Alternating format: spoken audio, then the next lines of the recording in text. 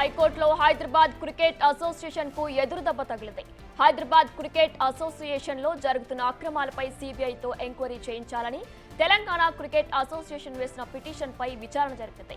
ఇక తదుపరి ఆదేశాలు ఇచ్చే వరకు ఎలాంటి ఆర్థిక పరమైన నిర్ణయాలు తీసుకోవద్దని హెచ్సిఏను హైకోర్టు ఆదేశించింది. స్టాఫ్ జీతాలు మినహా ఎలాంటి ఆర్థిక పరమైన చర్యలు తీసుకోవద్దని స్పష్టమైన ఆదేశాలు ఇచ్చింది.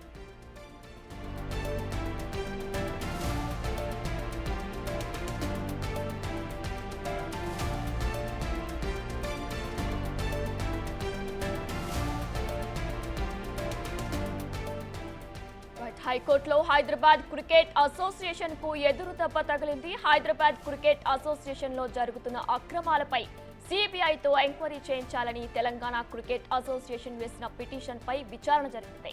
ఇక తదుపరి ఆదేశాలు ఇచ్చే వరకు ఎలాంటి ఆర్థిక పరమైన నిర్ణయాలు తీసుకోవద్దని హెచ్సిఏను హైకోర్టు ఆదేశించింది. స్టాఫ్ జీతాలు మినహా ఎలాంటి ఆర్థిక పరమైన చర్యలు తీసుకోవద్దని ఆదేశాలు ఇచ్చింది.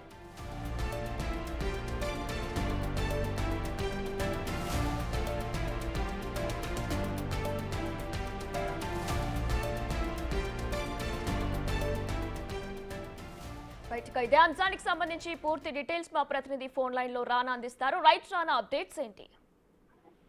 ఇవాళ హైకోర్టులో విచారణ అయితే కొనసాగింది. అయితే హెచ్సిఏ తరపున కానీ బీసీఐ తరపున కానీ ఇటు సిబిఐ తరపు నుంచి కూడా న్యాయవాదులు ఇవాళ ఈ యొక్క ఆర్గ్యుమెంట్స్ లో వారు ఇన్వాల్వ్ అయ్యారు. దాంతోపాటు తెలంగాణ క్రికెట్ అసోసియేషన్ నుంచి కూడా మరొక అడ్వకేట్ ఇవాళ సీనియర్ కౌన్సిల్ నుంచి కూడా ఆయన హాజరయ్యారు. అయితే చాలా వాడివేడిగానే ఇవాళ ఆర్గ్యుమెంట్స్ జరిగినట్టుగా మనకు సమాచారం అవుతుంది. ఎందుకంటే ఇటీవల కాలంలో హైదరాబాద్ క్రికెట్ అసోసియేషన్ మీద అనేక రకాలైనటువంటి ఆరోపణలు వస్తున్నాయి. దాంతోపాటు చాలా ఇర్రెగ్యులారిటీస్ అనేది జరుగుతూనే ఉన్నాయనేది కూడా వాళ్ళు చెప్తున్నారు. దాంతోపాటు ఫండ్స్ అనేది చాలా వరకు కూడా మిస్యూజ్ అవుతున్నాయి. బిల్స్ అయినట్టు వచ్చినటువంటి ఫండ్స్ వీళ్ళు దేనికి ఉపయోగిస్తున్నారు, దేనికి ఎంత అమౌంట్లు కడుతున్నారు అనే దానిపై కూడా వాళ్ళు ఒక స్పష్టమైనటువంటి రిపోర్ట్ ను కూడా వాళ్ళు తయారు చేసుకోలేకపోయారు అనేది కూడా దీంట్లో వారు చెప్పినటువంటి నేపథ్యం ఏర్పడుతుంది. దాంతోపాటు ఖచ్చితంగా ఈ హెచ్సిఏకి సంబంధించినటువంటి డే టు యాక్టివిటీస్ నుంచి కూడా మస్ట్ అండ్ షుడ్ గా సిబిఐ ఎంక్వైరీ అనేది చేయాలనేది కూడా వాళ్ళు డిమాండ్ చేయడం జరిగింది. అయితే ఇరుపక్షాల వాదనలు విన్న తర్వాత ఇవాళ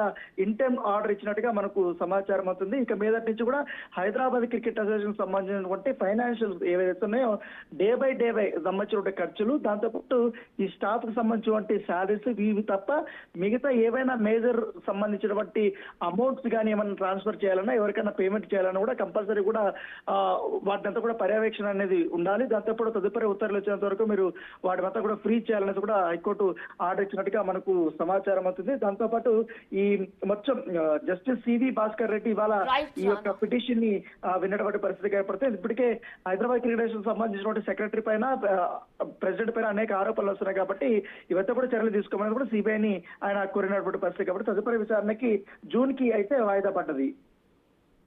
రైట్ రానా, థ్యాంక్ యూ.